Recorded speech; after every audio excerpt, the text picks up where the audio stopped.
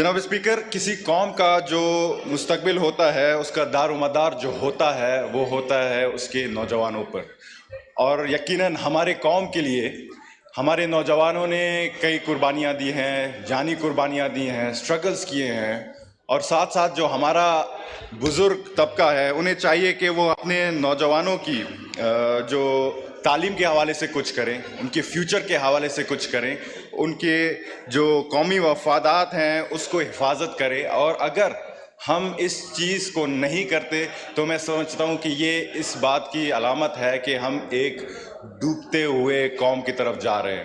جناب اسپیکر، ہمارا جو پاپولیشن ہے آج کا پاکستان کا 64% 30 سال سے کم نوجوانوں پر مشتمل ہے.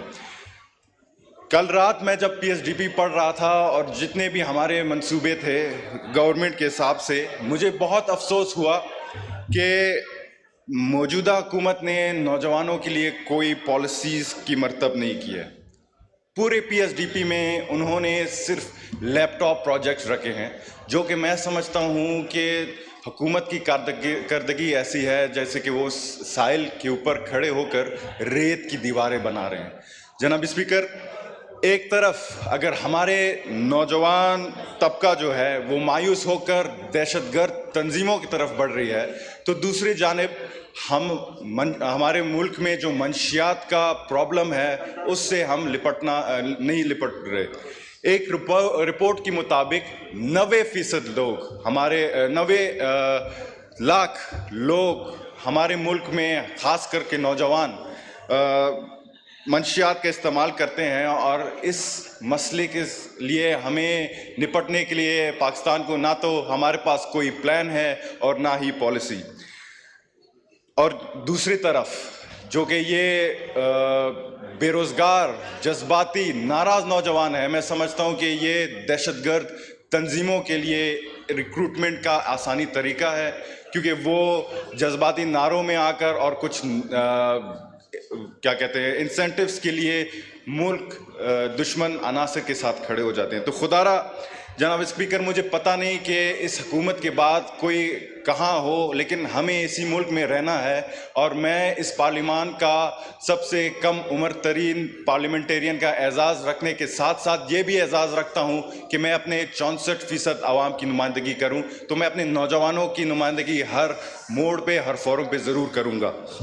جناب اسپیکر، یوتھ جو ہے ہمارے پاس ایک ایسا ویپن ہے، آپ کہہ لیں ایک ایسا سرمایہ ہے جس کو ہم یوٹیلائز کر سکتے ہیں، لیکن اگر ہم کرنا نہیں چاہتے تو ہم کہہ لیں کہ ہم ٹائم بام کے ساتھ کھیل رہے ہیں. یوتھ پروگرامز کو تشکیل دینی چاہیے تھی، صوبوں سے مل کر بنیادی تعلیم پر، ابتدائی تعلیم پر کام کرنی چاہیے تھی، مختلف شہروں کو آئی ٹی سٹی کا درجہ دینا چاہیے تھا تاکہ ہمارے یوتھ ٹیکنالوجی کے حوالے سے انگیج ہوں. جناب اسپیکر، میں ایک خود پروفیشنل فٹ بالر رہ چکا ہوں، ایک سپورٹس مین رہ چکا ہوں، اور مجھے پتہ ہے کہ جب سپورٹس مین ایک سٹیج تک پہنچتا ہے تو اسے کتنی سٹرگل کی ضرورت ہوتی ہے.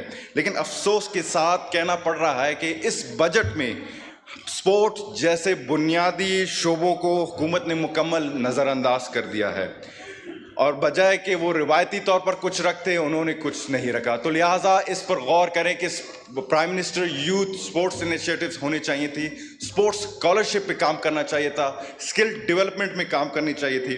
جناب اسپیکر، یہ ہوئے وفاق کی باتیں. کچھ میں بلوچستان کے حوالے سے بات کرنا چاہتا ہوں کیونکہ بلوچستان کے نوجوان بھی میرے دل کے بڑے قریب ہیں. جناب اسپیکر، میرا تعلق ایک ایسے صوبے سے ہے جس کے لوگ آج بھی صحارا کے ریگستان سے بدتر زندگی گزارنے پر مجبور ہیں. میں یہاں کسی کا شکایت کرنے نہیں آیا جناب اسپیکر، لیکن اگر ہم حقیقت کو تسلیم نہیں کریں گے، حقیقت کو آگے نہیں دکھائیں گے تو ہمیں ہماری جو ضمیر ہے وہ ملامت کرتی ہے. جناب اسپیکر، گزشتہ 20 سالوں میں ہمارے صوبے اور ملک میں دہشت گرد حملوں کی وجہ سے کئی ہزاروں جانوں کا قربانی ہوئی ہے، ضائع ہوئے ہیں، جن میں ہمارے سیکیورٹی فورسز ہیں، جن میں ہمارے اسکالرز ہیں، لیبرز ہیں، اسٹوڈنٹس ہیں، اسپورٹس مین ہیں. لیکن जनाब स्पीकर, यकीनन अगर अमन और इस्तेकाम इस मुल्क और बलूचिस्तान में है तो उन्हीं की कुर्बानी की बदौलत है, और मैं भी उन मुतासरीन में से एक हूँ। मेरे भाई को शहीद किया गया, मेरे वालिद को शहीद किया गया, मेरे सैकड़ों साथियों को आजकल शहीद कर रहे हैं, लेकिन अर्ज़ ये है कि गुजारिश ये है कि मुझे अल्लाह ने हर चीज़ दी है और मैं ज़िंदगी गुजार रहा हूँ, लेकिन कुछ शोहदा ऐसे भी हैं जिनके घर में ना खाने को खाना है और ना पीने को पानी। अर्ज़ ये है कि जैसे डिफेंस के फंड्स को इंक्रीज़ किया गया है इस बजट में, जो कि खुश आइंद बात है और करनी चाहिए, उसी तरह हमारे शोहदा के लवाकिन के लिए कोटा रखना चाहिए जिनमें उनको इब्तिदाई तालीम के मरात मिलें, उनको मुलाजमत के मौके मिले या दूसरे जो माली इमदाद है वो मिले। जनाब स्पीकर, बढ़ते हैं बलूचिस्तान में तालीम की सूरत हाल के हवाले से, और मैं ख़ुसूसन इस पे तवज्जो चाहूँगा क्योंकि फ़ेडरल में हमारे कुछ ऐसे स्कीम्स फंसे हुए हैं जो कि खुशाइंद बात है। जनाब स्पीकर, आज से 5 साल पहले जब मेरे वालिद शहीद सिराज रहसानी को मुल्क दुश्मन अनासर ने उनके 300 से ज़ायद साथियों समेत शहीद किया, तो मैं उस वक्त थाईलैंड में आला तालीम हासिल कर रहा था। तो जब मैं वापस लौटा तो मेरे सामने 2 ऑप्शंस थे। पहला ऑप्शन था कि मैं चुप करके बैठूं, दूसरा ऑप्शन ये था कि मैं उनका बदला लूं। उसमें ये था कि बंदूक उठा के पहाड़ों का रुख करूं, रियासत के साथ लड़ूं या किसी के बहकावे में आकर कुछ करूं। अगर मैं दूसरा ऑप्शन चूज़ करता तो यकीनन मेरे अक़वाम के नौजवान भी मेरे साथ बंदूक थाम के मेरे साथ खड़े होते, लेकिन हमने ये फ़ैसला किया कि हम तीसरा ऑप्शन बनाएंगे। तीसरा ऑप्शन ये था कि हम पॉलिटिक्स में आके सियासी अमल का मुजाहरा करते हुए इस पार्लियामान में पहुंचेंगे, अपने लोगों की नुमाइंदगी करेंगे। इसकी जनाब स्पीकर 2 वजह थी। पहला वजह ये था तालीम, दूसरा वजह ये था कि हमारी शहीद रानी मोहतरमा बेनज़ीर भुट्टो साहिबा ने हमें ये सिखाया था कि democracy is the best revenge. जनाब स्पीकर, मैं चाहूँगा कि वफाक से हमारे लिए दानिश स्कूल्स ख़ासकर कोयटा में, क्योंकि मेरा उम्र 25 साल का है, मेरा जो हल्का इंतखाब है सरियाब, 25 साल में मुझे नहीं लगता कि उधर एजुकेशन इम्प्रूवमेंट हुई है। 14,000 स्कूल्स हैं, उन 14,000 स्कूल्स में 55% के इमारत तबाह हैं, वॉशरूम्स नहीं हैं, स्टाफ शॉर्टेजेस हैं। तो खुदारा आप मुझे बताएं कि अगर हम अपने बच्चों और बच्चियों को इन स्कूल्स में भेजेंगे, या तो वो दहशतगर्दी की तरफ जाएंगे या तो मंशियात की तरफ जाएंगे। जनाब स्पीकर, बलूचिस्तान में सेहत की भी बड़ी मसले हैं। अक्सर लोग इब्तिदाई तिब्बी इमदाद ना मिलने से मौत की कुएं में दाखिल होते हैं।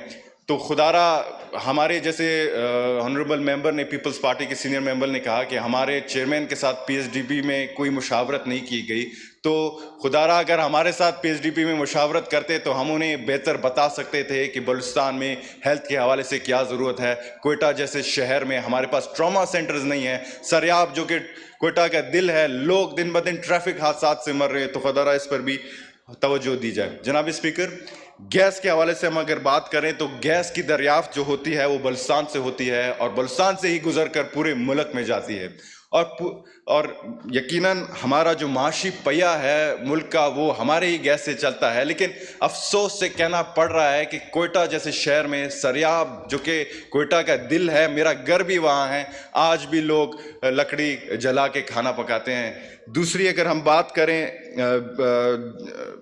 जो हमारा ज़रात है उस पर हमारा बहुत ज़्यादा डिपेंडेंसी है, और पानी की किल्लत की वजह से हमारा जो ज़रूरियात है वो पूरी नहीं हो रही।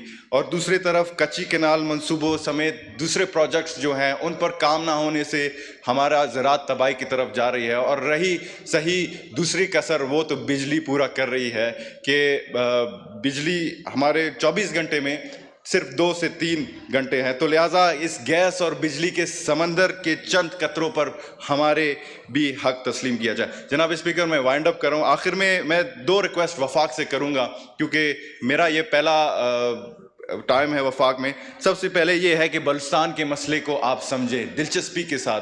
हम यहाँ भीख मांगने नहीं आए वफाक में, हम अपना यहाँ हक मांगने आए हैं, और हम जानते हैं कि हक को हक की तरह कैसे मांगते हैं।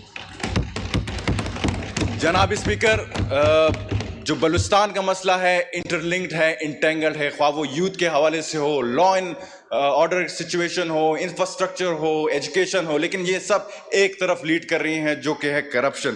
جناب اسپیکر, ہمارے چیئرمین کا بلاول بھٹو زرداری صاحب کا زیرو ٹالرنس اپروچ اپنانے کا فیصلہ ہے اس پہ کرپشن پہ, اور اسی طرح میں وفاق سے بھی یہ درخواست کروں گا کہ بلوچستان کے جتنے بھی منصوبے آتے ہیں, یا خواہ وہ افسران کے حوالے سے ہو یا اسکیمز کے حوالے سے ہو, ہمارے اوپر وہ یہ واضح کریں, اس کی نشاندہی کی جائے تاکہ ہمیں پتہ چلے کہ ہمارے نوکریاں کون بھیج رہا ہے, ہماری ایجوکیشنز کی سیٹس کہاں بک رہی ہیں. اور جہاں تک بات ہے نوجوانوں کی, میں سمجھتا ہوں کہ جتنے بھی ہمارے فیڈرل میں بلوچستان کے کوٹا آتے ہیں ان میں میک شور کریں کہ بلوچستان کے ہی لوگ لگیں تاکہ ہمیں پتہ چلے.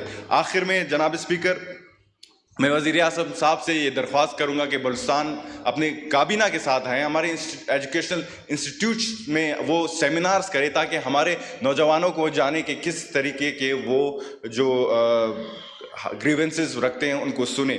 اور میں چاہوں گا کہ درخواست کروں گا کہ اس قوم کے بچے بھی وزیر اعظم کے اپنے بچے ہیں, ان کو بھی حمزہ کی طرح ٹریٹ کرے تو بہتر ہوگا, ورنہ یہ قوم ہمیں کبھی معاف نہیں کرے گی. اور قوم اور ہمارے جتنے بھی پارلیمنٹرین یہاں بیٹھے ہیں عمر میں شاید ہی مجھ سے بڑے ہوں گے, لیکن ان کو میں ایک بات ضرور کہوں گا کہ conflict is a normal phenomena. Conflict brings positive change, be it societal, be it economical, be it political, but we must avoid violence at all costs. تو امید ہے کہ وہ میری بھی رہنمائی فرمائیں گے. اور آخر میں جب محترمہ بینظیر بھٹو شہید ہوئے تھے, ہمارے صدر صاحب آصف علی زرداری صاحب نے ایک نعرہ بلند کی تھی پاکستان کپے کا, وہ میں نعرہ دہرانا چاہوں گا لیکن اپنے زبان میں, کہ پاکستان نہ آئے, بلوچستان نہ آئے, نن بلوچستان نہ, پاکستان زندہ باد. بہت شکریہ. سیدہ نوشین افتخار صاحبہ.